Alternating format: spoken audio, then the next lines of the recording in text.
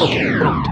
Então, hoje a nossa aula está focada em modelos, o modelo, o gráfico e o ajuste, ok? Que seria a sequência padrão quando você faz um experimento. Você faz um experimento pensando em um modelo, você vai ter que fazer algum tipo de gráfico para esse modelo, e esse gráfico vai permitir um ajuste, do qual você vai tirar respostas para as perguntas que você postou sobre o modelo. Então, essa estrutura, a gente conversou um pouquinho sobre isso antes, a gente vai voltar a retomar hoje. Ok. Só lembrando, as aulas da semana 3 estão no YouTube, tá? Que eu não vou estar colocando mais o link lá no mural, porque você deve estar recebendo já avisos das postagens, ok? Deve ser automático no YouTube. Primeiro mini teste amanhã, né? O assunto é cinemática em uma dimensão, tá? Aonde isso vai ser? Vai ser no Google Sala de Aula, tá? Eu vou colocar um forms, tá? Então você vai ter acesso a esse formulário e você vai poder fazer então a resposta. Deve ter 4 questões, as 4 questões estão planejadas mais ou menos assim, todas voltadas para o capítulo 2 do Young and Friedman, cinemática em uma dimensão. Você deve ter uma questão de discussão, para você escrever um parágrafo, mais ou menos, pense em um parágrafo, tá? Você pode botar equações, pode botar ideias da física, você pode trazer também exemplos, ok? Essas são todas formas válidas de você responder. Evite a resposta de uma palavra, tipo sim, concordo, não concordo, porque eu vou estar dando crédito com base no seu pensamento, né? Como é que você está evoluindo no conteúdo.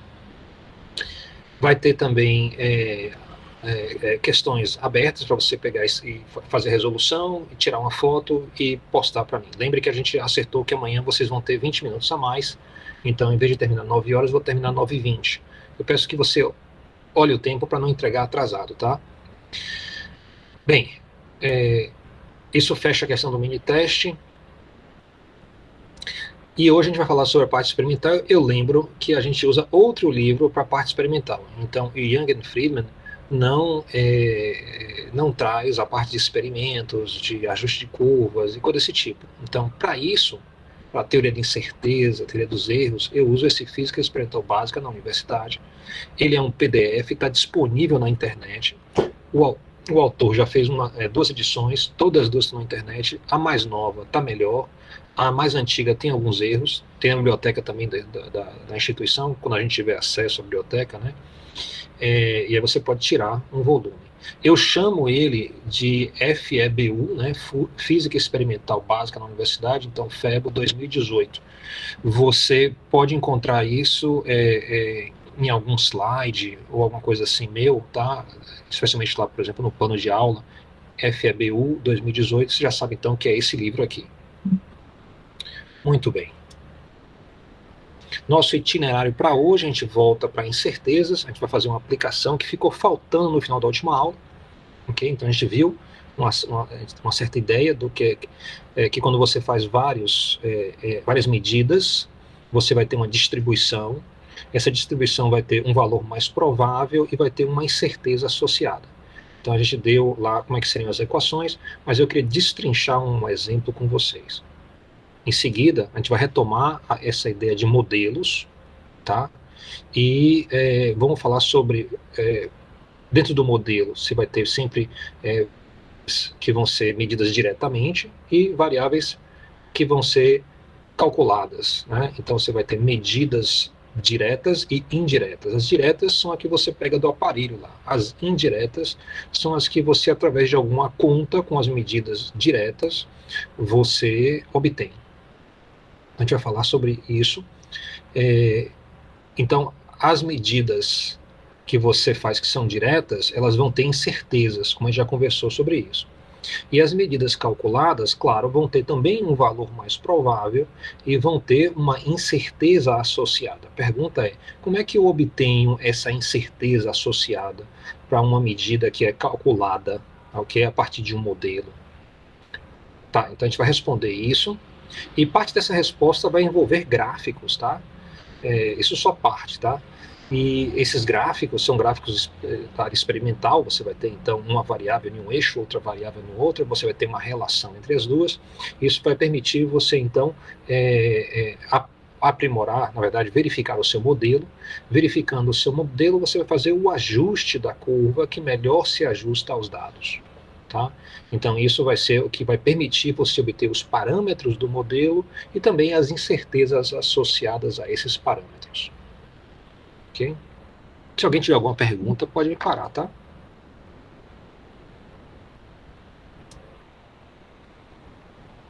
Muito bem. Lembrando aí que a gente falou sobre a ciência e a medida, como é que isso funciona, sempre existe algum modelo. Para a gente, assim, de forma muito prática, o modelo é uma equação. Melhor se esse modelo é linear, é uma reta, porque a gente conhece muito da reta. Quando não é uma reta, é um modelo como essa aqui, dado que a esquerda é uma lei de potência, a gente sempre tenta transformar isso em uma reta. Como é que você transforma um modelo em um modelo linear? Você lineariza o modelo. Nesse caso aí, dá para ver que se você aplicar o log de um lado e de outro, tá?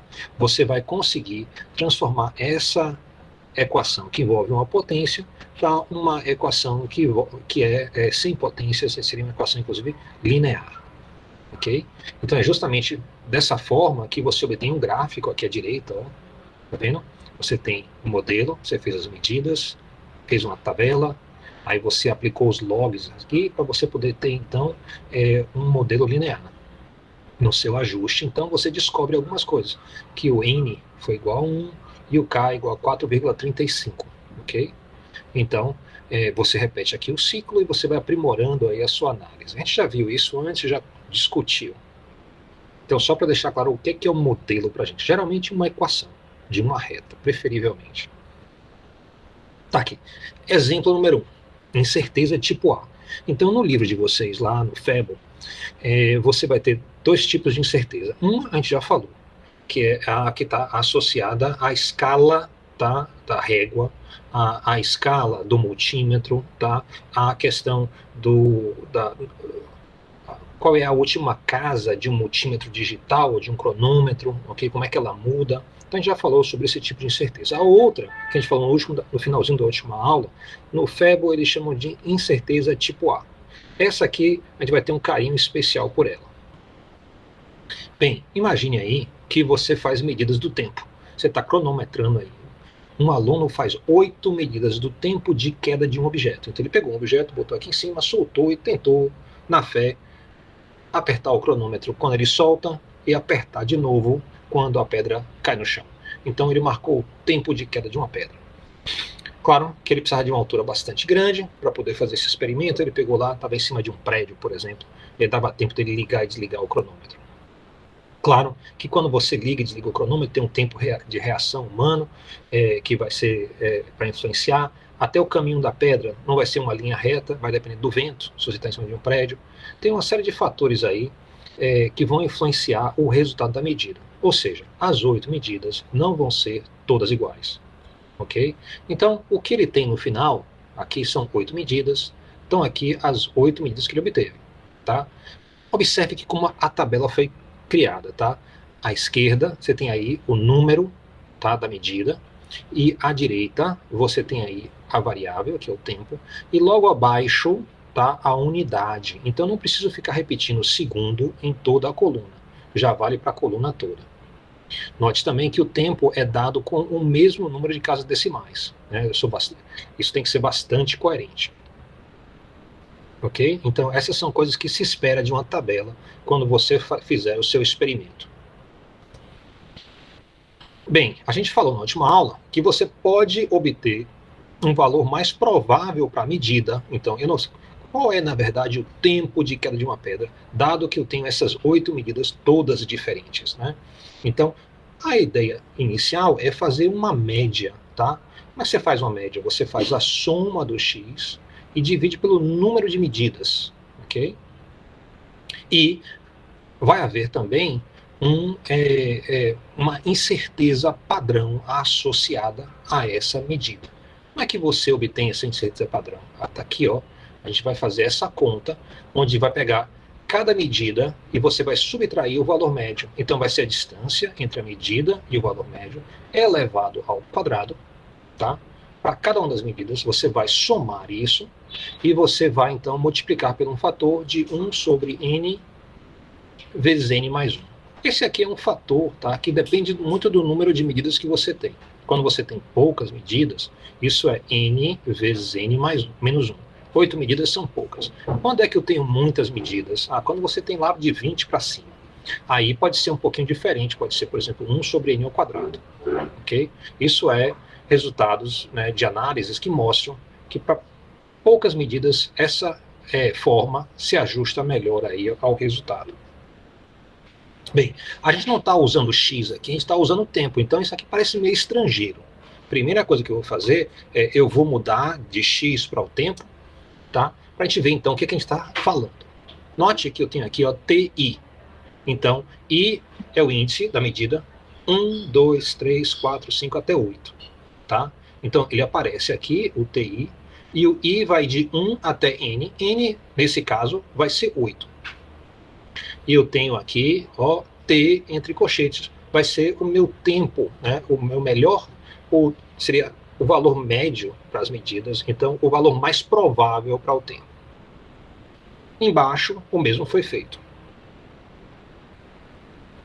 Aqui à esquerda na tabela, eu adicionei mais duas linhazinhas embaixo, ó. Um identificador, que eu estou tratando aqui da soma, e eu fiz a soma dos valores. Por que eu fiz a soma dos valores? Porque eu vou precisar desse resultado bem aqui. Estou sendo bem prático aqui, eu estou dizendo assim, quando você for tratar medidas em laboratório, vai ser inevitável você pegar o caderno e criar uma tabela. Então a gente vai expandindo essa tabela aqui, porque em laboratório seria o que você estaria fazendo exatamente, ok? Então, isso vai ajudar a gente a obter os resultados. Se eu substituo aqui, então, no lugar do somatório, eu botei 16,14, no lugar de n eu botei 8, eu fiz a conta e meu resultado deu 2,0175 segundos. Vou fazer isso também para essa parte de baixo. Quando eu faço para essa parte de baixo, eu observo o seguinte, ó, bem aqui aparece, ó, T entre colchetes, tá? É o valor mais provável, ou seja, eu vou substituir 2,0175 nessa posição. TI vai depender se eu estou na primeira linha, na segunda linha, na terceira linha, vai ser a medida do tempo. Então eu tenho a medida menos o valor mais provável, elevado ao quadrado e somado. Ó, dá para ver que vai ser mais prático tratar este elemento aqui da minha conta através da expansão da tabela. Então eu vou criar mais duas colunas aqui. Primeiro, eu fiz essa coluna aqui, que vai ser simplesmente o valor de 2,06 subtraído o valor de 2,0175, okay? Que vai me dar então 0,0425. Como o próximo termo envolve o quadrado, então eu botei uma coluna que pega esse valor aqui de 0,0425 e eleva o quadrado e coloca o valor aqui. O ideal é que você deixe, se você usa uma calculadora, que você use todos os dígitos do mostrador. Se você está usando um computador, uma planilha tipo Excel, que você deixe ele em precisão máxima lá na automática, né? Então ele vai pegar e botar um bocado de dígito aí. Se você fizer à mão, vai dar um trabalho, né? Dá um certo trabalho de ficar anotando tudo isso. Mas é aquela coisa, em um relatório experimental você tem que mostrar as contas que você fez. Então, ou você imprime a tabela, ou você pega e faz à mão. De qualquer forma, isso tem que ser apresentado. Depois, eu pego e somo a coluna toda. Ó. Então, agora eu tenho o somatório aqui, tá vendo? Então, eu tenho o valor da medida menos o valor mais provável elevado ao quadrado, repetido para todas as 8 medidas, todos eles somados. Ok? Agora eu posso substituir os valores. Então, substituindo os valores, eu tenho 0,00795 substituído aqui, 1 sobre 8 vezes 8 menos 1. E eu vou tirar a raiz quadrada. Ok? Se você fizer isso, o seu resultado vai ser 0,011915 segundos. Então agora você tem a medida e você tem a incerteza padrão da medida. A gente pode juntar essas duas coisas e colocar na forma de apresentação. Então eu vou dizer que o tempo final vai ser, abre parêntese, o número principal, aparece o mais ou menos, a incerteza. Por quê? Porque a gente está definindo um intervalo, né, dentro do qual a gente tem uma certa crença, seria assim, né, uma certa fé, que a nossa medida provavelmente vai estar ali. Essa fé é uma fé matemática, né? Isso é feito através de cálculos, e a depender da sua distribuição, a gente pode chegar até ao valor percentual. Então, se a distribuição das medidas é uma distribuição normal, tá? Que faz uma curva parecendo um sino, no histograma, quando você monta um histograma das medidas, ela faz uma curva parecendo um sino. Então, aí, neste caso, a gente pode garantir que quase que 70% das medidas estão neste intervalo. Então, se você tirar 100 medidas, provavelmente 70 vão estar nesse intervalo. Se você aumentar o número de medidas, continua que 70% estão nesse intervalo. E se você considerar, em vez de 0,011915, você dobrar, então o que acontece? Quando você dobra, coloca mais ou menos o valor dobrado da incerteza, aí você pode garantir que 95% das medidas, pelo menos, estão dentro desse valor máximo e valor mínimo. Tá? Então, a gente vai sempre usar a incerteza sem dobrar, okay? Para garantir que 70% estão nesse intervalo. Bem, esse número aqui colocado está muito esquisito.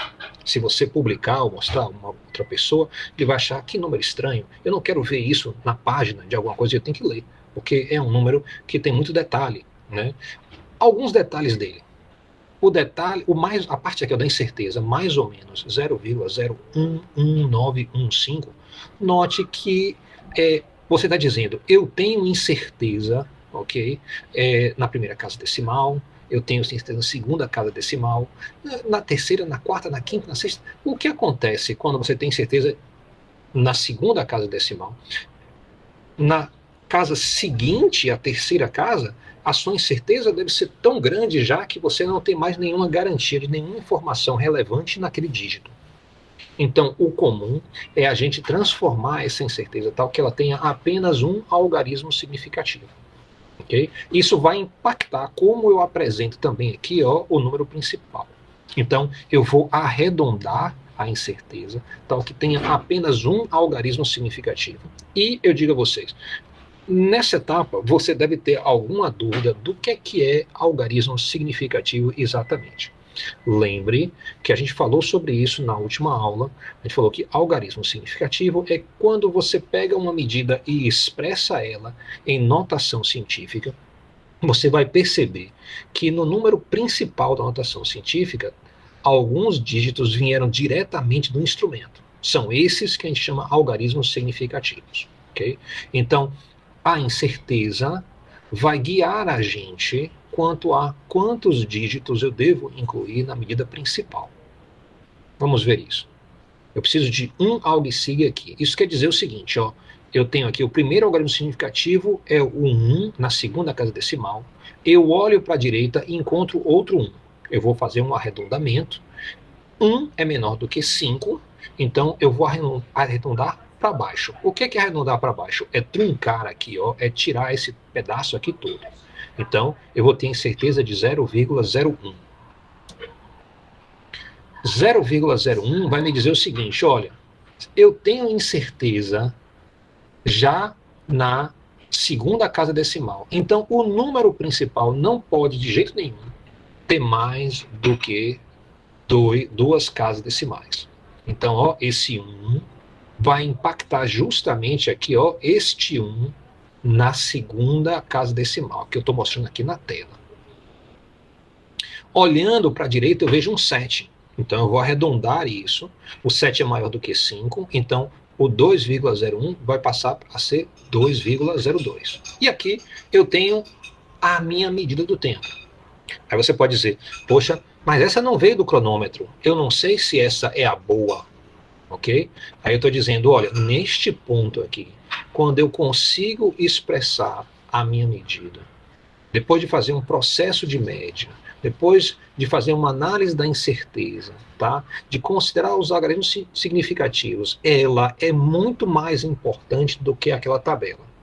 Da agora em diante, eu não vou mais utilizar aquela tabela, a minha medida do tempo vai ser essa. Ela expressa um intervalo. Ok? Então, o valor está entre 2,01 e 2,03 segundos. É o tempo de queda. Eu não sei se é dentro desse intervalo qual é o valor, ok? Mas está ali dentro. É o que eu posso garantir. Esse é o tempo de queda, lembre disso. Observe o arredondamento da incerteza para que essa tenha apenas um algarismo significativo. Então, estou lembrando disso aqui, tá? Que é particularmente importante. Muito bem. Exemplo 2, tá? Ainda falando de incerteza tipo A. Eu fiz aí outras medidas. Está aqui à esquerda, ó. Dessa vez eu tenho 10 medidas. Então, um aluno faz, seriam 10 medidas aqui, eu não fiz a mudança aqui no enunciado, medida de tempo de queda de um objeto. Construa um histograma e compare com a figura 1 no livro, tá, de Fable 18, na página 8. Aí eu pergunto, por que a diferença? Se há diferença, ainda é válido usar a incerteza tipo A? Ainda funciona? E B, determine o valor mais provável e a incerteza padrão da medida. Então, eu vou deixar isso como exercício para você tentar repetir, para você obter o valor. Eu vou depois colocar lá no mural, na semana que vem, a resposta, para você poder comparar e saber se você fez correto, ok? Mas já quero comentar logo a parte a comparação do histograma. Ok? Então, quem quiser fotografar a tela, esse é o momento.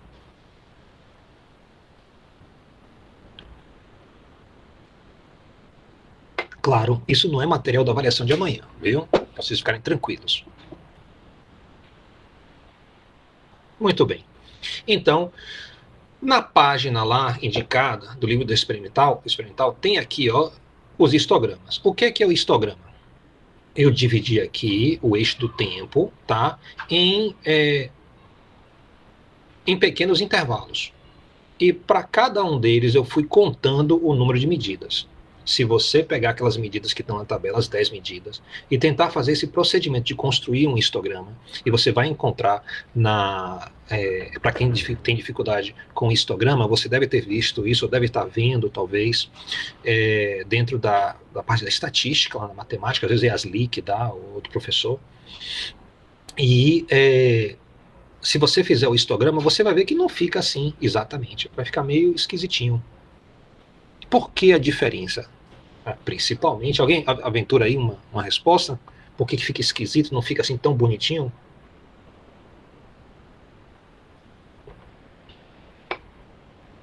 Por causa da incerteza de medida? Não. Dei outra ideia. Essa tá longe ainda. Por que se você fizer o histograma com aquelas 10 medidas, não vai ficar um sininho assim bonitinho? Vai ficar uma coisa meio doida. Por que isso? Por causa da repetibilidade que está próximo ali. Diga de novo. Deixa eu aumentar o volume. Por causa da repetibilidade, que os valores são próximos um do outro. Lá na tabela, se você olhar, os valores são próximos também, tá? Isso é importante, né, para eles ficarem agrupados. Mas eu estou falando quanto ao formato. Eles vão ficar agrupados, mas não vão dar esse formato bonitinho, parecendo um sino. Por que isso? Quem sabe dizer?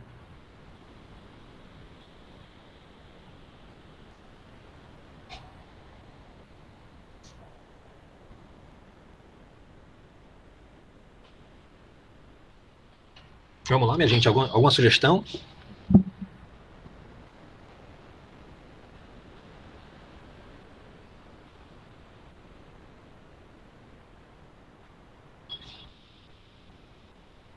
Já temos 2 ideias, falta a terceira. E aí, quem vai?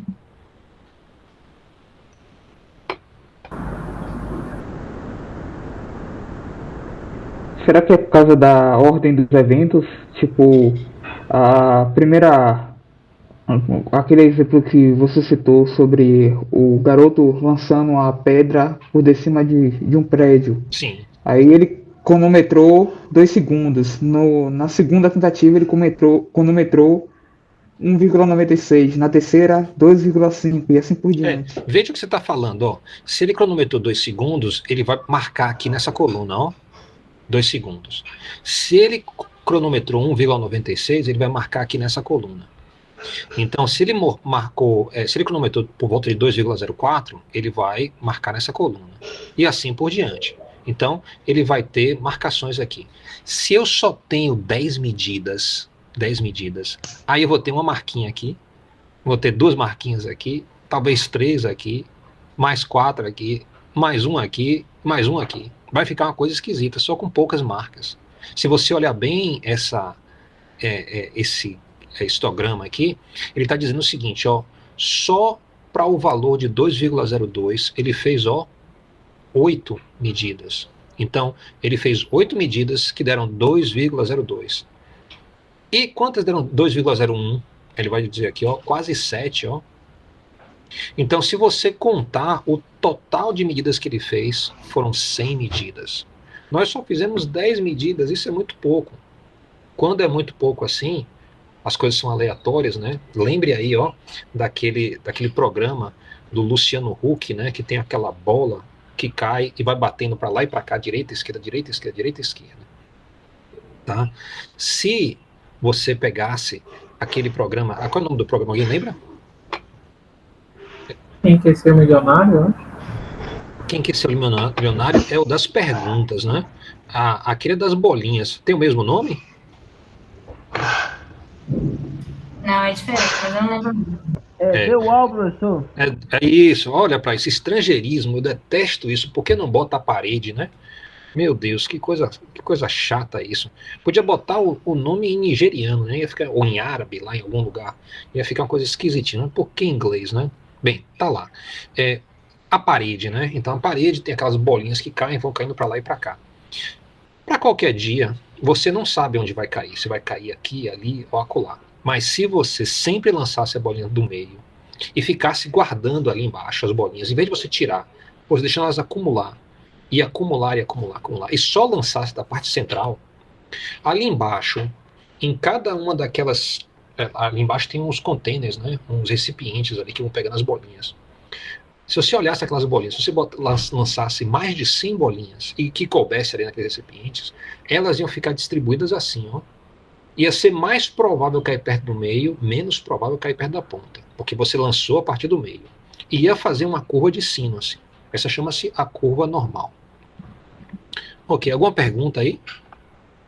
Lembre que essa curva normal aqui, ó, ela tem um valor mais provável e tem uma incerteza associada, que vai, se você marcar a incerteza aqui, mais a incerteza, menos a incerteza, ou seja, a gente falou que era 2,02, né, mais 1, foi mais 2 e menos 2, não foi, se não me engano, o valor? Aí, nesse intervalo aqui, foi mais 1, menos 1. Exatamente. Aí, nesse intervalo, você vai ter 60% das medidas aqui. Bem, isso aí, então, fecha a questão do exemplo que eu fiquei devendo do material da última aula. Ok? Então, você vê como é que utiliza. Professor? Oi, pode falar. Tem como recapitular definindo o porquê da diferença? Que eu não entendi direito, não. Ah, sim. Porque a diferença é o seguinte. Na minha tabela aqui, eu tenho 10 medidas. Se eu fizer 10 medidas, vai ser pouco para formar uma curva de sino. Para você ver a curva de sino, você tem que repetir qualquer experimento, tipo mais do que 20 vezes, de preferência lá para 100 vezes. Toda vez que você fizer um experimento 100 vezes, e aí você tem que ter uma paciência. Ah, meu Deus, por exemplo, eu vou medir um bloco. Né? Eu tenho um bloco que é um bloco de concreto. E eu tenho uma trena. Já pensou você sentar e medir as dimensões dele, né? Cada dimensão 20 vezes? Né? Isso é chato. Mas se você fizer isso, você vai ter cada vez um valor mais perto do que mais precisão, né? Eu não gosto de usar a palavra realidade, porque realidade pra gente é meio que esquisito, tá? Então a gente não usa esse termo dentro da física, né? Mas você pode diminuir a sua incerteza, ter cada vez mais certeza de que aquela dimensão que você tem ali realmente está refletindo as medidas do cubo. ou do prisma, né, de concreto, do bloco de concreto. Eu respondi a sua pergunta? Sim, sim. Ok. Valeu. Muito bem. Então, propagação da incerteza. Veja bem, digamos que eu estou fazendo um experimento, tá? E o experimento envolve uma pedra que cai. Então, eu botei uma pedra aqui em cima e soltei. Você vê que é basicamente aquela questão do aluno, né? O aluno pegou de cima de um prédio, jogou uma pedra, ela caiu no chão. Então, puf, caiu, e você está lá, por exemplo, você quer fazer um experimento, você marcou o tempo. Então, agora, você tem, um modelo.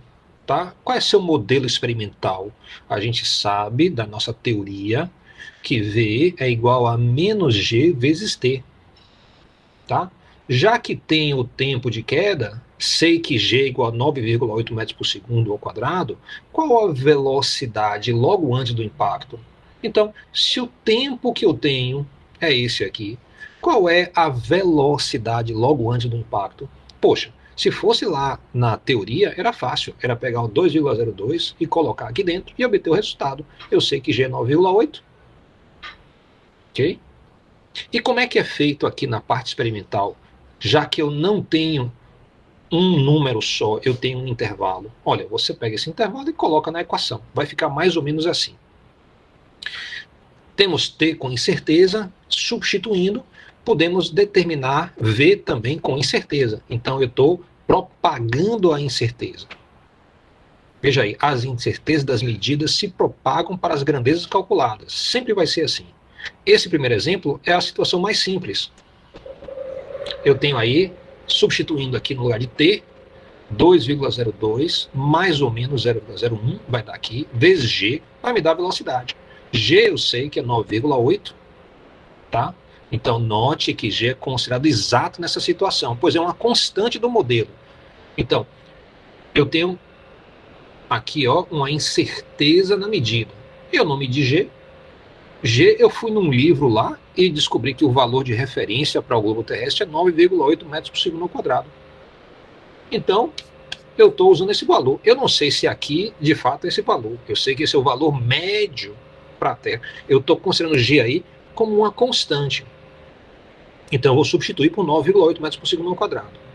Eu poderia usar esse mesmo modelo aqui em outro experimento, onde G seria uma coisa, um parâmetro a ser determinado. Então, em vez de constante, eu ia dizer, olha, eu vou tentar determinar G. Nesse caso, G não ia ter o valor de 9,8 metros por segundo ao quadrado. Ia ter o valor que o experimento vai dizer qual é. Okay? Então, note que o mesmo modelo pode ser explorado de diferentes formas. Neste modelo, eu tenho direito, então, eu estou usando o modelo para determinar a velocidade logo antes do impacto. Ok? Então, eu vou usar G como 9,8 metros por segundo ao quadrado. E como é que é esse valor de 9,8 metros por segundo ao quadrado? Ele é um número único, específico? Não.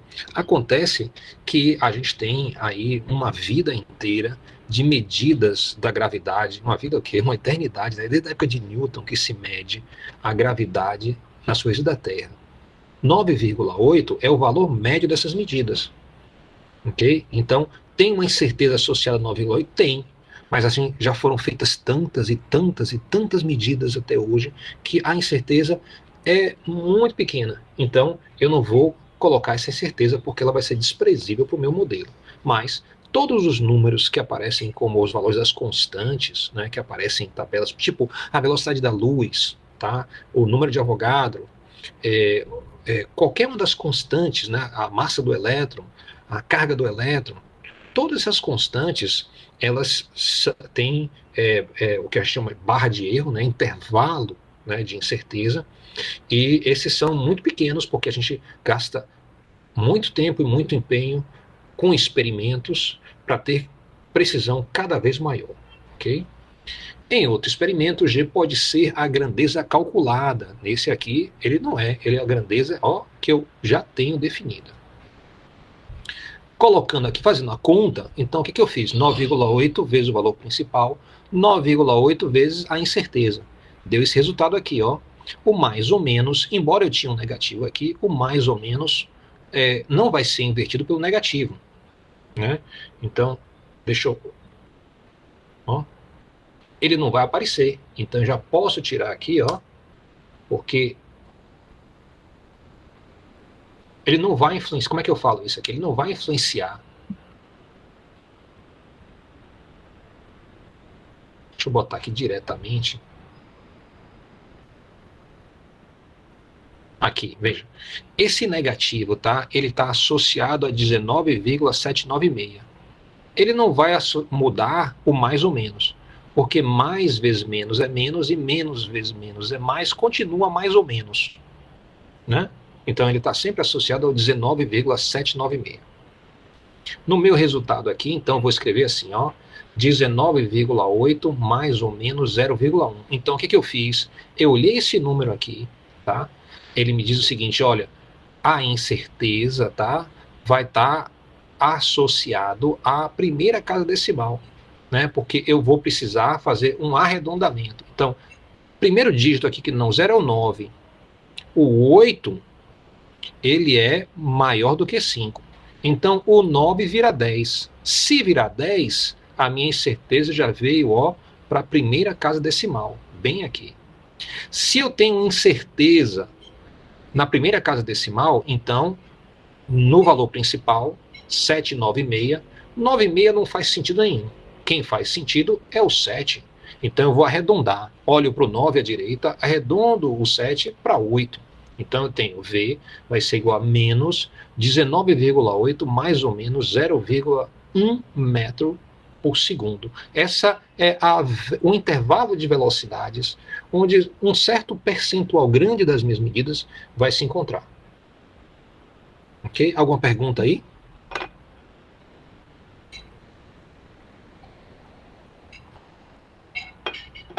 Lembro que isso está tudo tá esclarecido em mais profundidade no livro de vocês, tá? Quando for fazer relatórios, você vai ter que pegar esse livro e ficar consultando. É como se fosse uma norma para você estar seguindo. Professor? Oi. Esse número que a gente acha que é incerteza, no caso, a gente pode chamar de fator de correção? Pode chamar de fator de correção? É? Não. Isso aqui é... Um fator de correção seria, por exemplo, se você faz uma medida, uma trena que você sabe que não foi impressa corretamente. Então, ela foi impressa 10% menor. Então, você vai ter um fator de correção. Aqui, esse mais ou menos está dizendo o seguinte, olha, eu tirei 8 medidas de tempo, não foi? 8, e todas eram diferentes. Qual é que eu uso? Nenhuma delas é melhor do que a outra. Se eu assumo isso, eu vou dizer, olha, então as minhas medidas estão provavelmente dentro de um certo intervalo. Note que eu estou assumindo que a distribuição é aquela curva de sino. Isso acontece muitas vezes. Muitas medidas, se você fizer várias, repetir várias vezes, você vai descobrir que tem uma curva de sino associada. A gente chama isso curva normal. Tá? Então, dentro dessa distribuição provável, tá? Você vai ter então um valor principal e vai ter uma largura da distribuição, que vai estar associada a essa incerteza. Então, o que é essa incerteza? É metade da largura da curva de sino.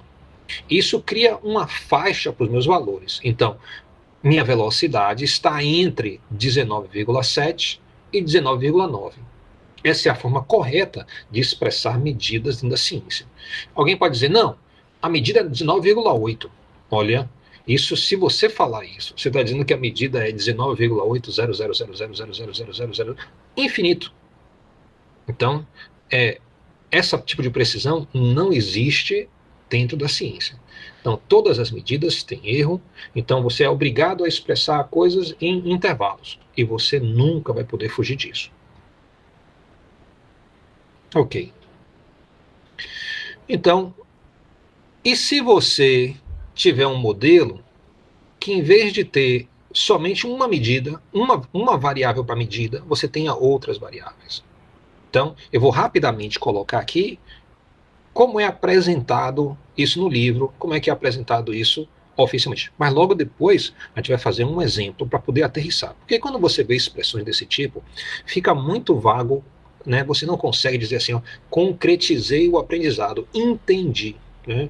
Como, por exemplo, eu vi um professor, né, lá no Instituto Brasileiro de Física Teórica, né, lá no Rio de Janeiro, e ele veio para uma palestra aqui em Salvador. E ele era assim, ele vinha para dar uma palestra complicadíssima, cheia de equação, avançadíssima, tipo assim, o pós-doc do pós-doc do pós-doc. Aí ele trazia o quê? Ele trazia um giz na mão. Só trazia isso, não trazia uma transparência, não trazia mais nada. Fazia tudo no quadro, tirando assim, papá, um atrás do outro. Era memória? Não era, não. Ele via sentido ali, indo de uma coisa para outra. Do mesmo jeito, quando ele assistia a palestra de alguém, que alguém botava essas equações complicadas no quadro, de repente, em um certo momento, ele falou, entendi, sei fazer. Olha aí a diferença, ó. Ele falou, entendi, eu sei fazer. A maioria de nós, eu, por exemplo, não sou assim. Quando eu olhar essas equações aqui, eu vou dizer, olha, eu acho que entendi, mas sei fazer de jeito nenhum. Eu tenho que destrinchar isso. Então, vamos lá. O modelo experimental vai ser algum tipo de função, note que eu uso uma letra maiúscula aqui, para dizer que isso aqui é meu modelo, tá? Só para sinalizar isso. E essa função depende de medidas. Medida 1, medida 2, medida 3, até n. No caso lá do tempo, eu tinha 8 medidas, então n era 8. E que medidas são essas? Se eu pegar as medidas, eu vou botar aqui, ó, medida 1 do tempo, mais ou menos o desvio dela. Medida 2, mais ou menos a incerteza. Né? Medida n, mais ou menos a incerteza. Então, eu tenho esse valor, coloquei aqui, ó, as incertezas de cada um. Note que eu estou fazendo agora, ó, a situação geral, onde eu tenho múltiplas medidas. Eu vou estar propagando as incertezas. Então, todas as medidas aqui têm incertezas, vão ser utilizadas no meu modelo. Vai ter um valor mais provável, que vai ser o meu y, vai ser a grandeza calculada. Ok? Então, eu tenho, ó, modelo, permite obter o y, ele associa o y às medidas, na verdade. Se eu tenho as medidas, eu usei caixa minúscula aqui, ó, mais as incertezas. Eu posso calcular a grandeza y, então, quando eu falo aqui, ó, y maiúsculo, quer dizer y teórico, y minúsculo quer dizer o seguinte, esse é o número mesmo que dá. E quando eu fizer a conta, é o valor. Você vai ver daqui a pouco. E aí você tem uma forma de calcular a incerteza, ó. A incerteza calculada, tá? Para a grandeza calculada é essa aqui. Então, incerteza da grandeza calculada. A grandeza calculada é essa. Bem, falei isso tudo. Isso não faz sentido nenhum nesse momento. Bora passar para uma coisa mais concreta, tá? Que isso aí melhora bastante. Muito bem. Então, eu tenho aí um exemplo. Ó. Tem lá um modelo. Eu botei aqui, ó, a incerteza, tá? Para a grandeza calculada, bem aqui à direita. A gente vai construir tudo para chegar nela. Deixa aí no cantinho para a gente ficar olhando ela. Para a gente entender as partes dessa expressão. Meu modelo é o seguinte. Em um experimento que eu estou fazendo, eu descubro que a pressão, ok, é diretamente proporcional à temperatura, o T maiúsculo, e inversamente proporcional ao volume. E aparece uma constante aqui.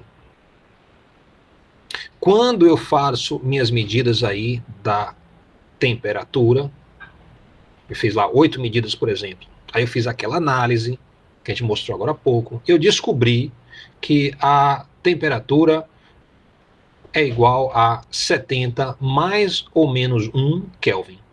Então, ela está entre 69 e 71 Kelvin. E o volume? Olha, o volume está entre 5,1 e 5,3 metros cúbicos. E a constante, tá? Então, isso aqui é um parâmetro que é uma constante. Tem parâmetro que é variável, mas esse aqui é um parâmetro que é constante. Então, aqui vai ser igual a 0,60 joules por Kelvin, que vai ser K maiúsculo. Então, joules por Kelvin. Ok? Então, eu tenho aí meu problema. Com isso aí, vamos tentar achar primeiro o valor mais provável, depois achar a incerteza. Qual a incerteza? A incerteza que tem associada à pressão. Então, eu quero achar qual é a pressão mais provável, mais ou menos a incerteza padrão para a minha pressão. Sabendo que a temperatura é dada nesse formato e o volume também é dado nesse formato. Então, a primeira parte é simples, como a gente faria na teoria. Tá aí, ó, a equação P igual a C, que multiplica T sobre V. Olha, eu sei o valor de C, tá aqui, coloquei aqui. Sei o valor de T, o valor principal, coloquei aqui. E o volume aqui embaixo. Fazendo essa conta, eu obtenho um número. Esse número geralmente tem um bocado de casa decimal. Eu botei um bocado aí. Na calculadora tem mais ainda. Quando eu estou usando a calculadora para fazer conta, claro, eu quero usar todas as casas decimais possíveis. Ok? Isso faz diferença? Faz um pouco de diferença. Mas assim, só para você ter a certeza que todo mundo que fizer vai fazer igual a você. Não vai ficar dependendo da escolha que a pessoa fez. Muito bem, então vou guardar esse valor aqui no cantinho e vou começar a trabalhar essa expressão aqui, ó, da incerteza, no canto direito. Observe que uma coisa que aparece aqui aparece a derivada da função em relação, ó, às variáveis que eu estou do meu experimento. Então, eu vou fazer justamente isso. Peguei aqui a derivada de P em relação ao T maiúsculo. Alguém aí conhece esse símbolo de derivada aqui? O que é esse símbolo? Por que eu não usei dp sobre dt? Eu usei esse símbolo aí grego, que parece um D redondinho. Alguém sabe dizer? Ele é exatamente o símbolo da derivada comum. Mas ele está alertando que P depende de T e depende de V. Ele está dizendo assim, ó, na hora que você for derivar em relação a T maiúsculo, fique, ó, imaginando que V é constante. Então vamos pegar essa expressão aqui, vamos derivar em relação à temperatura. Como é que fica essa derivada? Quem arrisca aí? Se eu pego P e derivo em relação à temperatura. Aqui, ó. Por ser divisão, a gente vai derivar como divisão, professor? Isso, excelente pergunta. A gente vai considerar que C é constante e V é constante. Embora seja divisão, esse V aqui não está entrando como X e Y. Aí está entrando como se fosse uma constante C1 e uma constante C2. E a gente sabe o que acontece. Quando a gente vai derivar alguma coisa e tem uma constante, o que a gente faz? A gente coloca em evidência, não é isso? Então, quando a gente derivar aí, a gente vai derivar somente o que depende de T. Então, está aqui o T. Se eu derivar essa expressão, como é que ela fica? Fazer por analogia, ó, a derivada de x em relação a x vai dar quanto?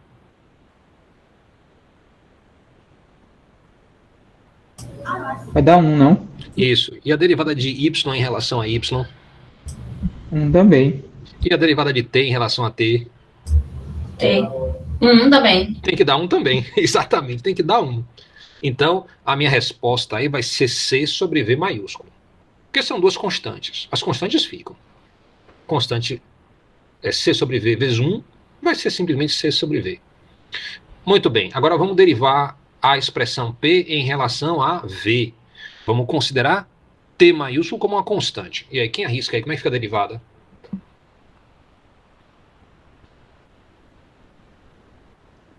Vai ficar da mesma forma. 1, não? Não, olha que V está no denominador agora. É diferente. Esse V, ele é como se fosse V elevado a menos 1. Quando você deriva, o menos 1 desce multiplicando, e do menos 1 você subtrai outro, né? Então, de menos 1 ele vai para... Menos 2. Menos 2. Então, as minhas derivadas vão ficar assim, ó. A primeira, C sobre V, e a segunda, menos C, T dividido por V ao quadrado. Ok? Então, se você tiver dificuldade com a derivada de C igual a T sobre V, você sempre pode estar utilizando uma tabela, ou, não sei se vocês conhecem, tem um sitezinho porreta, que é... Deixa eu ver se eu mostro para vocês.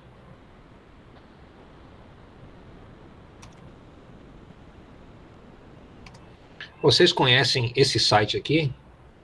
Chama Wolfram Alpha. Eu não. Pois é, você sempre pode ir aqui fazer qualquer pergunta de matemática e ele vai dizer a você a resposta. Você pode até fazer perguntas outras, do tipo assim, qual a população do Brasil, da China? É uma inteligência artificial que, em tese, sabe muita coisa e todo dia está aprendendo mais coisa. Ela é centrada na matemática, então ela vai ter um apreço maior por matemática. Mas você vê aqui que tem várias categorias. Eu lembro que essas páginas todas você pode apertar um botão e fazer uma tradução, tá? Então, se você disser assim, ó, eu quero saber quem é dx de 1 dividido por x. Então eu quero fazer isso, ó, ddx de 1 sobre x. E você botar aqui o enter, né? Ele vai dizer a você, ó, a derivada de 1 sobre x em relação a x é menos 1 sobre x ao quadrado. E vai dar um bocado de coisa para você também, vai dar o gráfico, você pode aí se perder informação, fala qual é a integral, quer dizer, a antiderivada dele, né? Então você volta para 1 sobre x, onde aparece a constante, fala qual é o limite, né? Se você tiver interesse no limite da resposta, quando tende a infinito, fala um bocado de coisa. Você pode pedir para fazer um gráfico, né? E aqui tem alternativas aqui. Se você botar matriz, ele faz a matriz para você, acha o determinante, acha isso, aquilo, outro. Você tem que gastar um tempinho para aprender a sintaxe. Mas, basicamente, esse site responde tudo de matemática. Isso quer dizer que, no futuro, as pessoas não precisam aprender matemática? Não, pelo contrário. Esses sites, eles só te ajudam a confirmar o que você sabe, né? Então, você já aprendeu, aí você vai poder procurar isso aqui dentro. Senão, você vai obter alguma coisa que não faz o mínimo de sentido para você. Tá? Então fica aí a dica para vocês, o Wolfram Alpha é uma plataforma que é muito antiga na internet, está baseada em sabe que você tem o MATLAB, né? O MATLAB é uma ferramenta que permite você fazer cálculo numérico, com matriz, coisa desse tipo, muito amado dentro da engenharia. O Wolfram ele é o fundador de outro app que concorre com o MATLAB, chamado Matemática, né? Mas o Matemática não é focado em números, o Matemática é focado em álgebra. Então, as coisas são algébricas em vez de numéricas. Existe um outro concorrente do Matemática chamado o Maple, né, que é outra ferramenta também muito poderosa. Mas o Matemática vem sendo resiliente, né, sendo constante, e o Maple ele é meio sumido, assim, meio desaparecido no contexto dos aplicativos. Alguma pergunta? Não. Ok. Muito bem, então eu já tenho as derivadas aí. Note que nessa expressão aqui não aparece isso aqui. Mas, tá vendo aqui na direita, ó, na esquerda tem o y, e o y é pequeno? Isso é uma dicasinha muito sucinta, dizendo assim, olha, as derivadas não devem ser colocadas aqui nessa expressão. Você, na verdade, deve avaliar as derivadas, transformá-las em números e depois colocar os números aqui dentro. Então, eu vou substituir o valor de C. C é 0,6. V é 5,2. T é 70. Então, eu vou substituir os valores principais das medidas aqui para avaliar essas derivadas. Fazendo a substituição, então, eu vou ter essas duas equações aqui que eu tenho que resolver elas, né? Se eu faço, né, então, derivar analiticamente primeiro, depois fazer a substituição. Claro, se você substituir primeiro e tentar tirar uma derivada, vai dar zero, porque a derivada de uma constante sempre é zero. Então, muita atenção a isso, tá? Você sempre primeiro substitui para depois derivar.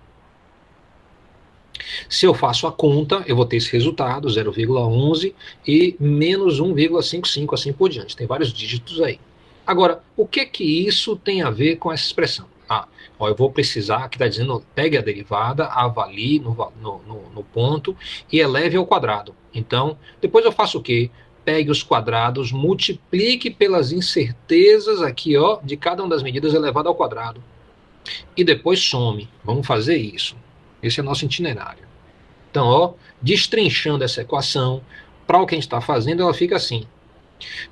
A incerteza da pressão ao quadrado vai ser igual a derivada parcial da pressão em relação à temperatura ao quadrado, vezes a incerteza, que está bem aqui, ó, a incerteza de quem? Da temperatura, está bem aqui, elevado ao quadrado, mais a derivada parcial em relação ao volume, está bem aqui, ao quadrado, multiplicado por a incerteza do volume. Alguém pode perguntar, e por que a gente está usando esses quadrados? Pelo seguinte, o que é que o quadrado faz? Qual é a função do quadrado aqui? Primeiro, observe que tem um negativo aqui. Então, se eu não usasse quadrados, as grandezas positivas iam contribuir aumentando, as grandezas negativas iam contribuir diminuindo. Eu não quero isso, porque é um fato conhecido que todos os erros aumentam os erros das grandezas calculadas. Todos eles.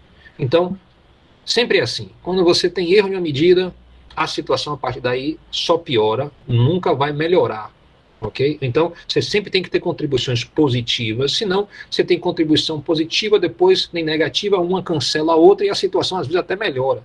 Isso é impossível. Os erros sempre contribuem de forma positiva, daí os positivos. Vamos substituir os valores, tá? Para ficar mais claro ainda o que acontece.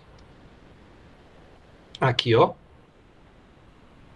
os valores substituídos. E se você fizer a conta, você vai ter que a incerteza ao quadrado, agora tem duas parcelas, ó. Essas duas parcelas. É o primeiro termo mais o segundo termo. Todas duas positivas. Eu vou puxar para cima essas equações aqui para a gente falar um pouquinho sobre elas. Esse primeiro valor aqui, essa primeira parcela, está todo associada com a medida da temperatura. Essa segunda parcela está toda associada com a medida do volume. Note que quando você olha aqui, uma grandeza, né, é 0,01, a outra é 0,02. 0,024. Então, cada uma vai contribuir de forma diferente, ok? Então, as contribuições são diferentes. Se eu faço a soma e tiro a raiz, a minha incerteza vai dar 0,018. Então, eu tenho agora o valor principal e tenho também a incerteza associada. Claro, para expressar isso corretamente, eu tenho que juntar isso tudo. Se eu junto, tá, o resultado da pressão com a incerteza é, então, a minha pressão, que é uma grandeza aqui é calculada, tá? Então, ela vai ser dada por abre parênteses, aí tem o número principal, mais ou menos a incerteza, joules por metro cúbico, que é a unidade de pressão no SI. Né? Se quiser falar o apelido, isso é Pascal, ok? Mas aqui eu estou colocando joule como metro cúbico mesmo, que a gente não estudou pressão ainda. Então, eu vou fazer aquele procedimento de truncar, né? Ou arredondar. A incerteza aqui, ó, primeiro algarismo significativo é 1. À direita dele tem um 8, arredonda para cima. Então vira 0,2. Isso me diz que a incerteza está associada com a primeira casa decimal. Casa decimal aqui da minha medida, 0. À direita está o 7. O 7 arredonda para cima. Então eu vou ter 8,1, mais ou menos 0,2 joules por metro cúbico. E aí terminou. Essa é a minha resposta. Ok? Então, como é que eu propago as incertezas do modelo? Dessa forma. Eu uso as derivadas, as incertezas, uso uma expressão que eleva aos quadrados, ok? E eu faço esse procedimento. Aquela expressãozinha lá, bem pequenininha, bem compacta, né? Escondia muita coisa. Então, eu destrinchei isso para você ver como é que destrincha. No livro de vocês, lá o FEBO 18, dá vários exemplos já prontos do que acontece quando a incerteza de tal forma, a equação é assim, e como é que fica o resultado. Então, você pode olhar lá para estar vendo outras situações também que já estão pré-resolvidas, né, facilitando a sua vida. Alguma pergunta?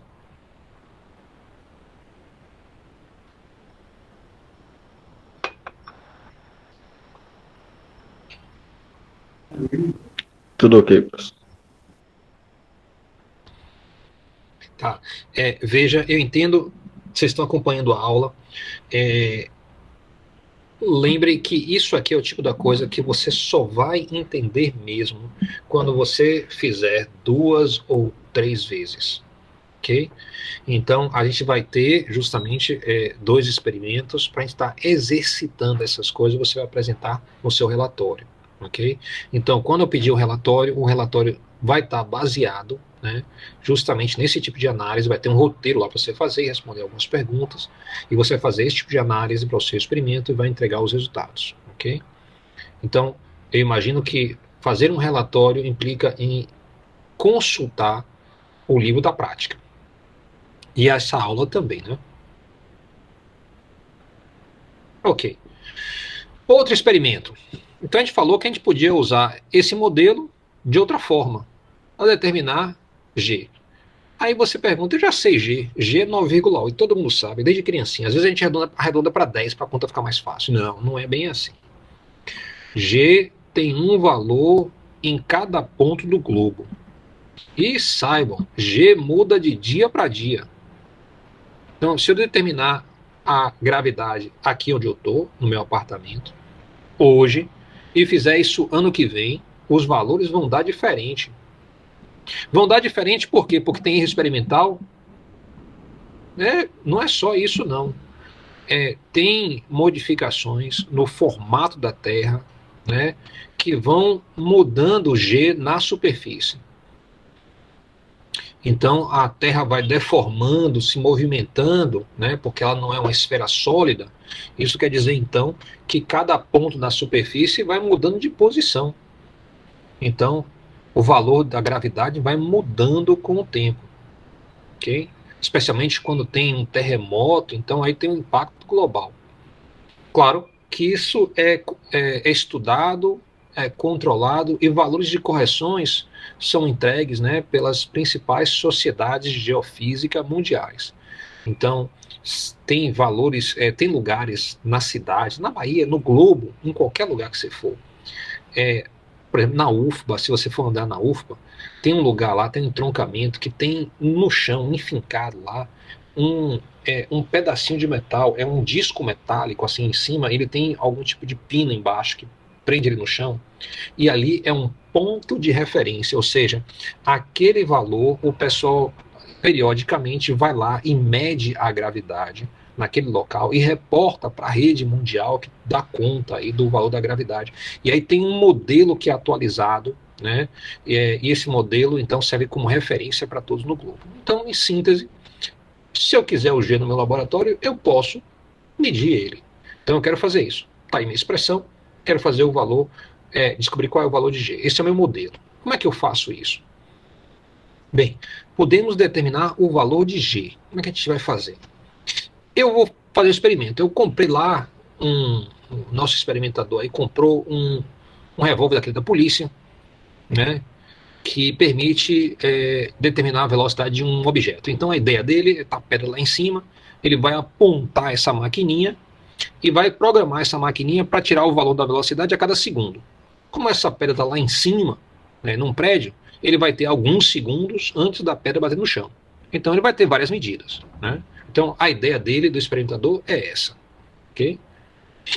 Soltou lá a pedra, caiu no chão, e ele vai olhar os dados. Claro, a primeira coisa é construir uma tabela.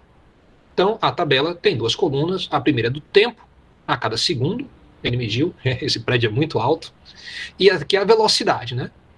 A velocidade a cada segundo que saiu do equipamento foi esse aqui. Só que ele comprou esse equipamento dele no Mercado Livre, sem se preocupar muito com a qualidade das medidas, né? Quando ele foi fazer o gráfico dele, acontece que deu isso aí, né? Então, isso aí parece com o modelo, porque se você olhar o modelo dele é V é igual a aceleração vezes o tempo mais V0. É uma reta. Então, ele vai olhar para esse negócio e falar, olha, não deu uma reta, mas deu perto de uma reta. Toda vez que você fizer um experimento, isso vai ser o padrão que vai acontecer.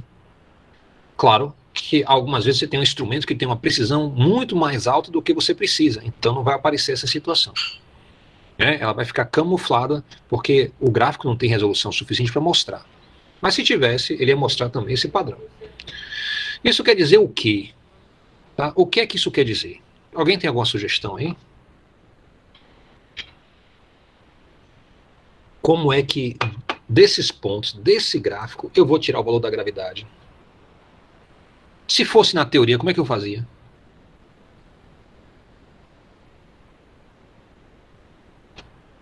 Como é que eu determino a aceleração a partir da velocidade do tempo? Qual a definição aí de aceleração instantânea ou aceleração média?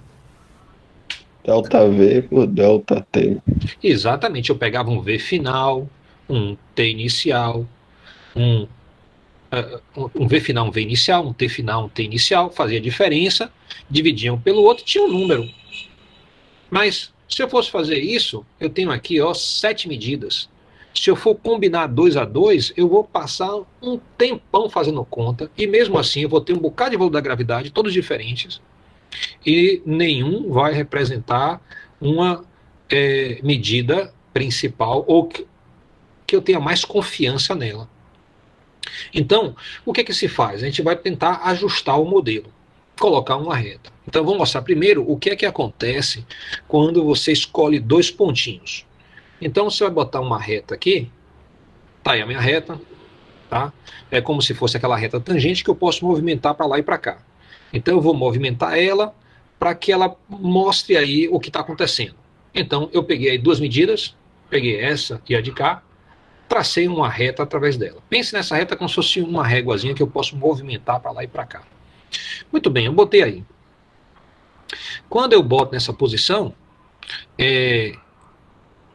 você acha isso bom, ruim? Isso vai me dar um valor da gravidade que é condizente com os meus dados experimentais? Vai dar um valor incerto, não? O que isso quer dizer por incerto? Eu estou usando aí uma situação típica ou não? Você está usando uma situação típica, mas o que o senhor está pretendendo fazer, acho que vai dar Você vai tentar calcular de acordo com a variabilidade do tempo em função da velocidade. Me diga, vai dar negativo aí no resultado? Meu G vai dar negativo? Olha aí a declividade. Sim. Tá para cima, tá neutro, tá para baixo? O G vai dar negativo, porque a declividade está para baixo. Tá para baixo. Agora, entre todos os Gs possível, esse valor vai dar mais alto, vai dar perto de uma média do que é possível para os meus pontos, ou vai dar mais abaixo? O que vocês acham? Ele vai dar mais negativo do que necessário? Ele vai dar negativo o suficiente? Ou ele vai dar pouco negativo, ou insuficientemente negativo? Depende. Essa que eu desenhei. Essa reta tá boa? Eu acho que vai ser uma média, professor. Você acha que essa aqui reflete uma média? E se eu pegasse esses 2 pontos aqui, esse e esse, e passasse a reta neles, ia dar a mesma coisa? Não. Não. Então você vê que a depender dos que eu pego, pode dar uma reta assim, ou uma reta quase horizontal, E dentre todas as retas possíveis, qual é a melhor reta? Entendeu? Eu posso mexer essa reta para lá e para cá para ela representar melhor os meus dados. Diga aí se melhora ou piora esse movimento aqui que eu vou fazer. Melhorou ou piorou? Depende onde você quer chegar, mas no caso aí, melhorou. Melhorou por quê? Porque ele ficou em paralelo aos pontilhados. Então a declividade está mais do que o bom senso aí, o olho está dizendo que a declividade é mais próxima disso. E aí você tocou em um ponto importante, O experimentador aqui na direita está dizendo assim, qual o valor dos parâmetros, ou seja, se é uma reta, tem 2 parâmetros que eu posso descobrir. Eu posso descobrir a aceleração e eu posso descobrir também a velocidade inicial. Se alguém perguntar para você qual é a velocidade inicial, responda 1, 2, 3, qual é que você diz?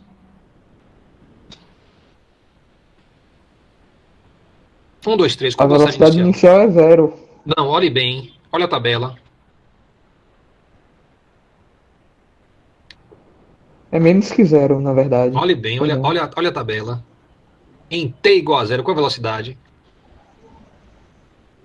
2,9. 2,9. Rapaz, você vai ter assim uma intuição de dizer na hora, a velocidade inicial é 2,9. Aqui tá na tabela. Mas acontece o seguinte. Desculpa, tá rolando o gráfico. Boa, entendi.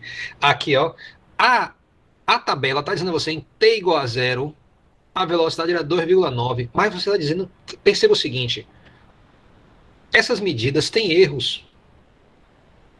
E sempre vai ser assim. Ou seja, eu não posso nem confiar na velocidade inicial que está ali explícita. A ideia é a seguinte: eu pegar essa reta, mudar a posição dela, tal que a posição dela represente o que eu estou vendo nos meus dados. E a partir daí eu vou ignorar a tabela. A verdade da como em diante vai ser a minha reta. Diga. Pra mim travou aqui. Travou? Isso. Quando o senhor foi começar a falar. Tá, mas tá ouvindo agora bem? Tô. Pronto, então eu vou repetir. Eu estou dizendo aqui o seguinte, ó, mas obrigado por reportar. Por favor, reportem sempre logo que você perceber que está travando. Tá? Então, eu tenho aqui, ó, quando eu pergunto qual é a velocidade inicial, a gente naturalmente vai e responde 2,9 metros por segundo. A gente, obviamente, vai estar errado. Por que a gente vai estar errado? Porque esses dados, tá? Cada um desses dados tem erros, tem desvios, que eu não sei quais são. Então, eu tenho que desconfiar desse 2,9, eu tenho que desconfiar desse menos 7, desse 22,3. Todos esses valores eu tenho que desconfiar. Eu tenho que procurar, né, fazer uma análise que me dê valores para os parâmetros de aceleração e velocidade inicial que sejam mais confiáveis. A ideia é ajustar uma reta, e eu movimentei para várias posições para mostrar que várias retas são possíveis. Algumas retas são melhores, outras são piores. Eu vou mostrar mais uma reta aqui, vou movimentar essa reta, e você me diga se o ajuste agora está melhor ou está pior. E aí, esse ajuste está melhor visualmente ou pior do que os anteriores? Melhor. Melhor. Ok? Então você percebe a nosso senso estético, tá, nos diz que esse aqui parece melhor. Agora, esse aqui tem um problema. Um problema aqui, ó. Olhe bem aqui. Quando eu botei de forma proposital, eu forcei que ele passasse por 0, 0. Ou seja, que no tempo inicial, a velocidade inicial fosse 0. Mas eu não sei, esses dados não dizem isso. Eu não preciso passar por esse valor. Então, eu tentei ajustar uma reta tal que fosse melhor para os pontos em gerais e não incluísse necessariamente esse ponto. Eu acho essa reta aqui melhor do que todas as anteriores. É a que, para mim, chega mais perto da declividade representada pelos meus dados, que ajusta melhor também a interseção com o eixo vertical. Aí você vai dizer, eu não concordo, eu achei a anterior melhor. E a pergunta é, como é que a ciência vai se virar se cada um jeitinho diferente para fazer, baseado em seu senso estético de movimentar a reta para lá e para cá, ou de escolher uma reta qualquer. Pode ser uma reta que use esses dois pontos aqui. Vai ter uma declividade totalmente diferente, vai ter uma interseção no eixo vertical totalmente diferente. E se eu usar esses dois aqui que eu usei logo no início, eita, que a gravidade vai dar um valor muito maior do que 9,8. Aqui ela vai dar quase zero, vai ficar menos 0,2, 0,3, alguma coisa, vai dar 2 metros, menos 2 ou menos 3 metros por segundo ao quadrado. Então, vários valores são possíveis. Eu mexi para lá e para cá, achei uma boa. Eu poderia levar daí. Então, eu poderia usar aqui essa reta, esquecer os pontinhos, escolher 2 pontos na reta, determinar qual é a declividade, fazendo ΔV sobre ΔT. Depois que eu souber a declividade, eu posso escolher qualquer ponto aqui na minha reta, esquecendo aí a minha tabela dos pontos azuis, eu tiro os pontos azuis, porque eu não quero mais saber dos pontos azuis. E aí eu vim aqui, ó, e determinar quem era V0. Isso, como eu falei, vai dar um valor para mim, vai dar outro valor para você, outro valor para outra pessoa. Então a pergunta é, seria possível um método que todos concordassem? Sim. Que método é esse? Quem falou Eu sim, já não sei lhe dizer. não sabe, mas seria possível, né? Sim, seria possível. Eu vou mostrar para vocês o que é que a ciência determinou como o melhor ajuste em média para modelos lineares, ok? Chama-se o método dos mínimos quadrados. Para mostrar isso, eu vou puxar a reta para fora para poder magnificar as coisas, para você ver o que acontece. Então eu puxei para a reta aqui e eu botei vários quadradinhos. Cada um desses quadrados tem uma área. Como é que eu botei esses quadrados? Para o primeiro ponto, azul, eu puxei uma linha na vertical até abater na reta vermelha. E aí eu fechei o quadrado. O quadrado é verde. Depois eu fui para o segundo ponto, subi na vertical até bater na reta vermelha. E fechei o quadrado. E fui repetindo isso para cada um. Alguns pontos estão acima, então em vez de subir, eu preciso descer até a reta vermelha para fechar o quadrado. Então, o método dos mínimos quadrados diz o seguinte: a melhor reta vai ser aquela que minimiza a soma da área desses quadrados. Então, qual é a brincadeira aqui? Eu pegaria meu computadorzinho e mandaria ele calcular a área de todos os quadrados aqui. E aí eu ficaria movimentando essa reta para cima e para baixo, rotacionando ela sempre um pouquinho para lá e para cá, e ficava de olho nessa soma. Essa soma, se eu puxasse a reta para longe, ela ia aumentar muito. Se eu botasse mais perto, ela ia diminuindo. E com jeitinho, movimentando para lá e para cá, você ia pegar o jeito e ia obter a menor soma possível. Você falar, para tudo, achei a reta certa. Uma reta aqui.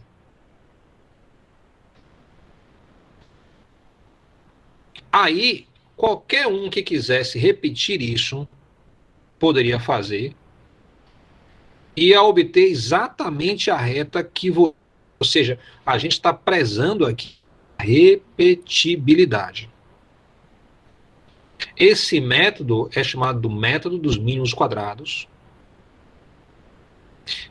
Nesse caso, em X, porque eu fiz aqui uma linha que vai do ponto azul até a reta vermelha, que é vertical. Se eu fizesse em Y, eu vinha para cá, para a direita. E assim, eu teria outro método. O padrão é a gente fazer assim, subindo. Ok? Muito bem. Então agora eu vou movimentar a reta. Preste atenção o que acontece com os quadrados quando eu movimento. Você diria que a soma das áreas agora é menor? Sim. Sim. Sim. E você vê que seria possível você brincar com a reta até você obter a menor soma de todas? Sim. Sim. Ok. Então é justamente isso que é possível. Então, claro que a gente não... esse método é muito antigo, vem de antes da computação, onde fica fácil você ficar movimentando e vendo isso dinamicamente. Esse método vem do tempo onde o pessoal fazia conta à mão. Então, era melhor a gente ter uma síntese disso antes, uma forma de computar isso analiticamente, que seja mais prática. Então, a gente já fez essa conta analiticamente e eu vou mostrar para vocês os resultados, tá? Como é que essa conta é feita analiticamente? Eu vou me livrar dos dados, vou puxar o gráfico para a esquerda. E basicamente a gente tem essa situação aqui, Por exemplo, a soma da área dos quadrados é S maiúsculo. Então note aí que entra em uma soma, de 1 igual a, no meu caso aí eu tenho 1, 2, 3, 4, 5, 6, 7, 8 dados. Então de 1 até 8. YI vai ser o valor de y para a primeira medida, que é um pouquinho acima de 0. Y2 vai ser a medida aqui, ó, no eixo aqui vertical, e assim por diante. Vai ser as minhas medidas de velocidade. Então, esse aqui são as minhas medidas de velocidade. Menos, eu não tenho meu modelo, pega o modelo, substitui lá os valores que você tem, tá? Para a tempo, né? E para a velocidade inicial. Aí você fala, eu não tenho esses valores ainda. Não tem, porque a gente não minimizou ainda a função. Então, note aí, como são quadrados, então, y menos f de xa vai ser justamente esse ladinho aqui, ó. Vai ser o tamanho entre a bolinha azul e a linha vermelha. Elevado ao quadrado, porque eu transformei isso em um quadrado, em uma área. Somatório, porque eu estou somando aqui a soma desses quadrados todos. Então, minimizar S, como é que eu faço isso? Eu vou dizer, para minimizar qualquer coisa, a gente já falou sobre isso, inclusive é um dos assuntos lá da parte teórica. Para minimizar, você tira a derivada e iguala a 0.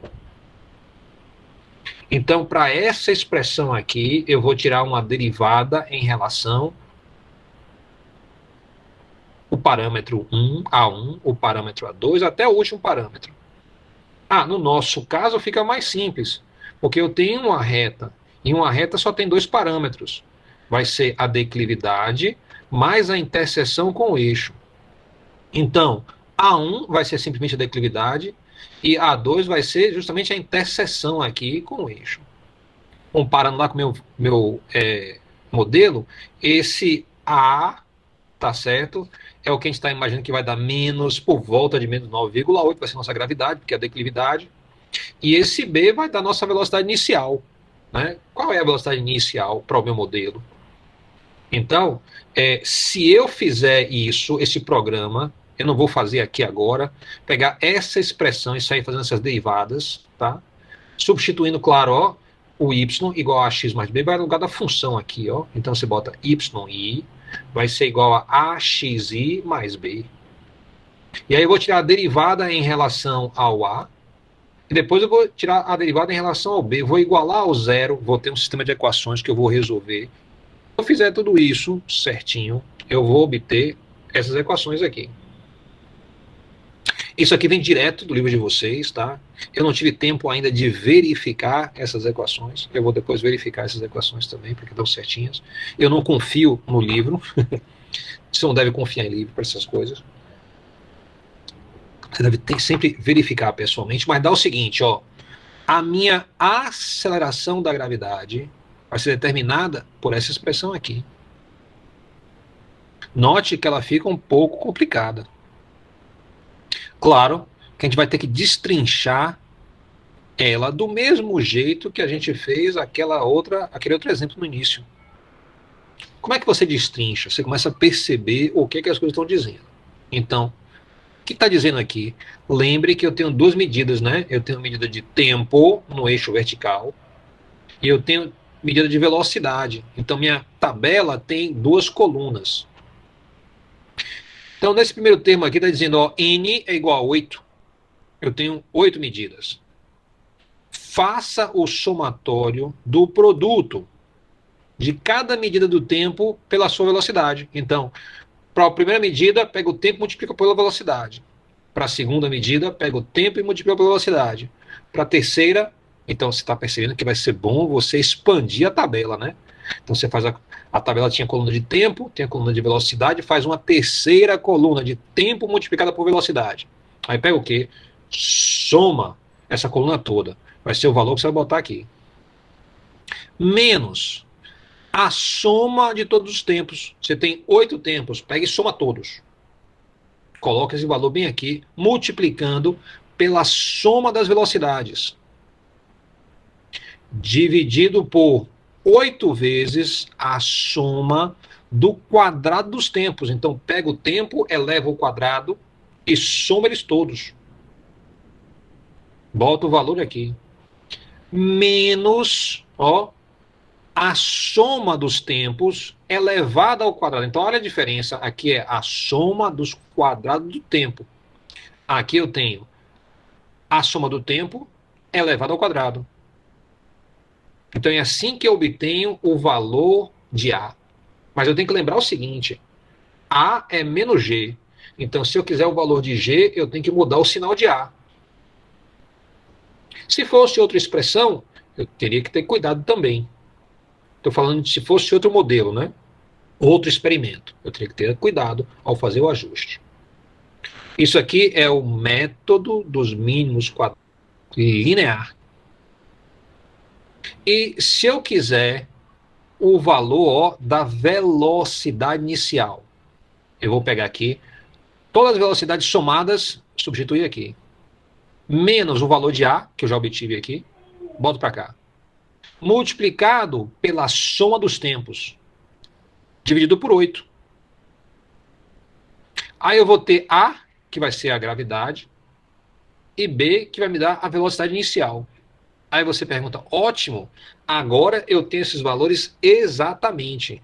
Não, cuidado. Lembre que a gente começa com medidas que são um intervalo, não são um valor absoluto, constitui um intervalo. E claro que os parâmetros determinados a partir do modelo vão também ser intervalos.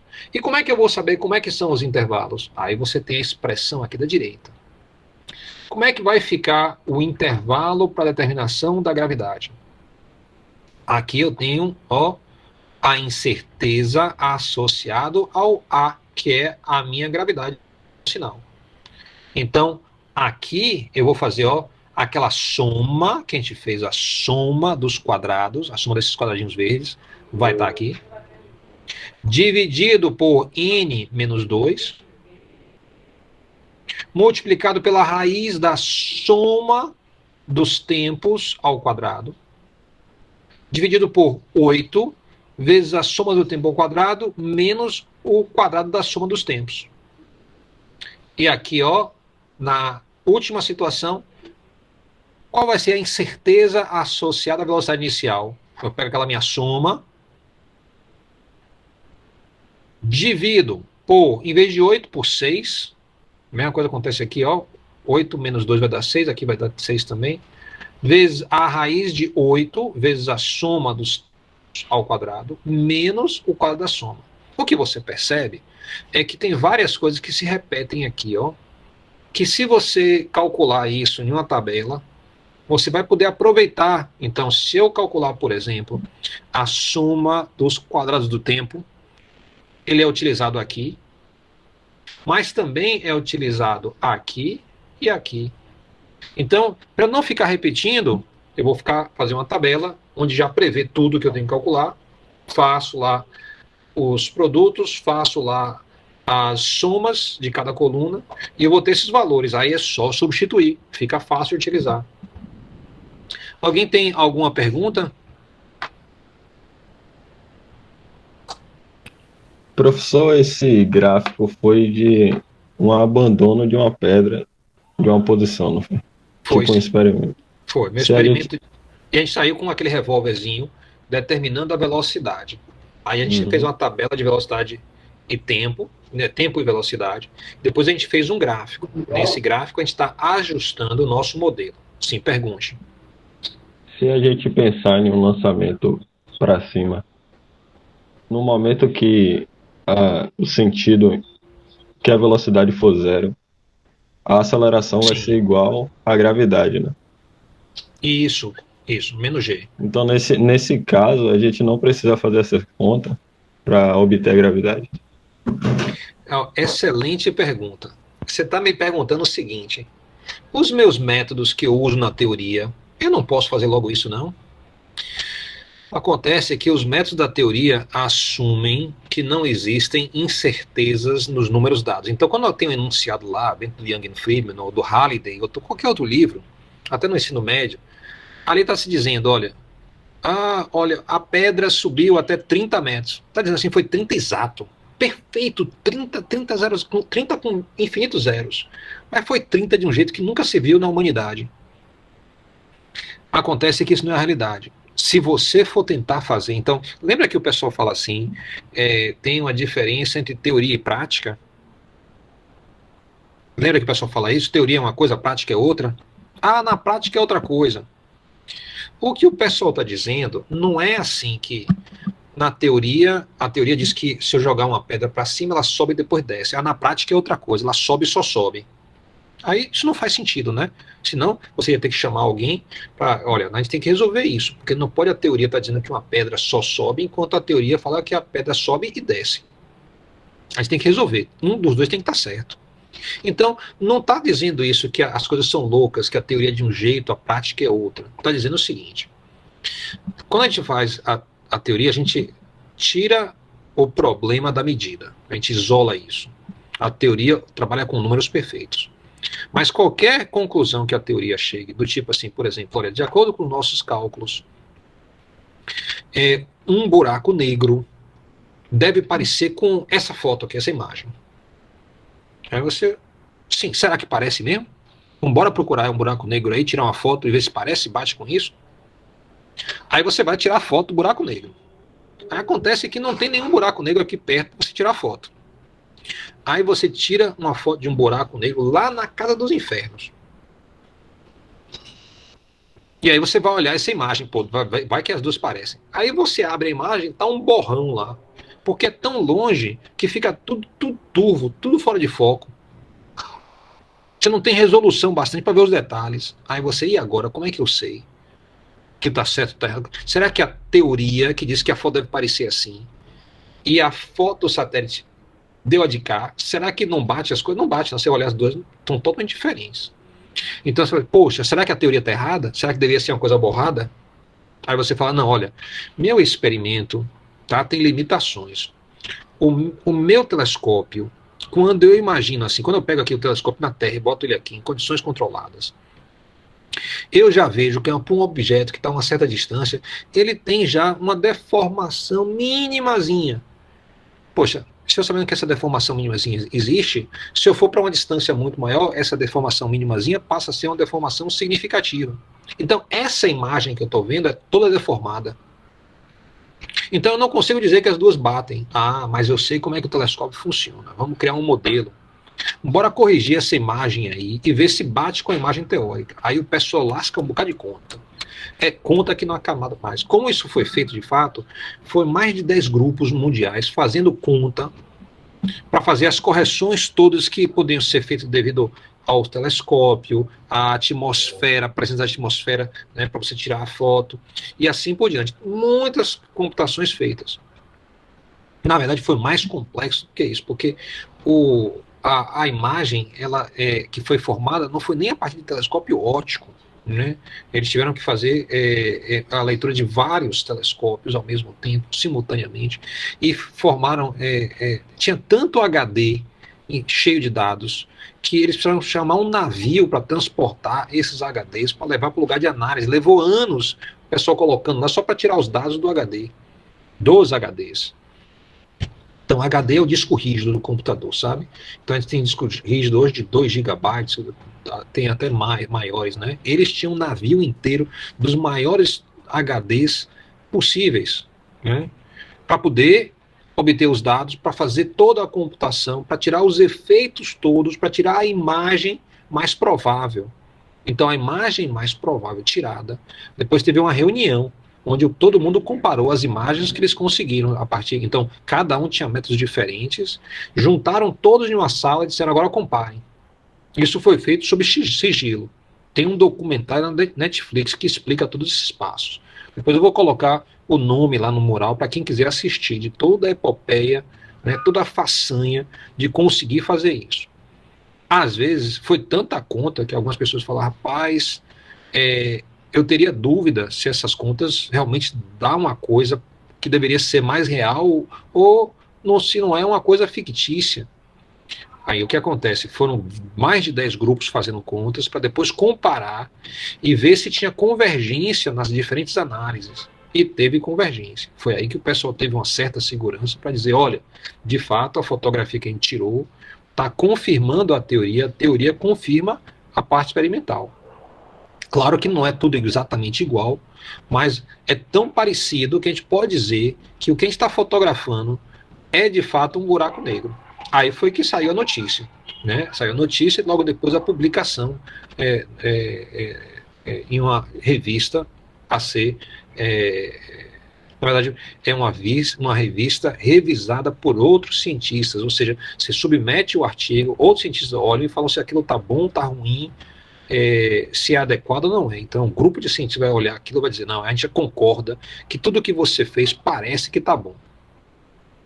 Perguntas, dúvidas aí? Não, nenhuma. Só avisar sobre a lista de presença. Tá. Eu não vou circular a lista de presença aqui não, hoje, tá? Então eu falei, vai ser estatístico, alguns dias eu vou fazer, outros não vou fazer, você nunca vai saber, mas de vez em quando eu não vou estar fazendo. Eu imaginava que a gente ia chegar bem no limite aqui no finalzinho e não ia ter tempo, então justamente é por isso que às vezes eu não coloco. Muito bem. Alguém tem alguma pergunta, algum comentário? Deixa eu colocar aqui, ó, a nossa última intervenção aqui. O ajuste de uma reta pelo método de milhos quadrados em X é padrão científico. Ou seja, existem vários métodos possíveis para ajuste de retas. De todos, o preferido, tanto na ciência como na engenharia, é o método dos mínimos quadrados. Tá? Teve um filme que falava sobre o primeiro homem no espaço. O filme, na verdade, era a vida de 3 mulheres que eram calculadoras humanas, que participavam do projeto da NASA. Elas eram negras e tinham uma discriminação interna na NASA. E, na verdade, elas que foram as grandes heroínas, né, da façanha de colocar o primeiro homem no espaço. Um filme fantástico, formidável. Então, a grande sacada lá no filme, tá? É engraçado que quem não é da área das exatas, né, assiste um filme de um jeito. Quem é das exatas assiste o filme de outro jeito. Porque em um certo momento tem um impasse lá de como é que você sai. O primeiro foguete ele é lançado aqui da Terra, ele entra em uma parábola e ele tem que passar para uma elipse para entrar em órbita. E o pessoal não sabia como fazer isso. Né? Qual é a conta que a gente faz para mandar os foguetes operarem do jeito certo, para sair de uma parábola e ir para uma elipse? Isso estava engasgado. Todos os teóricos da NASA não conseguiam fazer. Aí uma dessas calculistas fala, eu sei a solução. A solução é muito antiga, é lá da época de Gauss. Tem mais de 100 anos que existe a resposta. É justamente usar os métodos dos mínimos quadrados.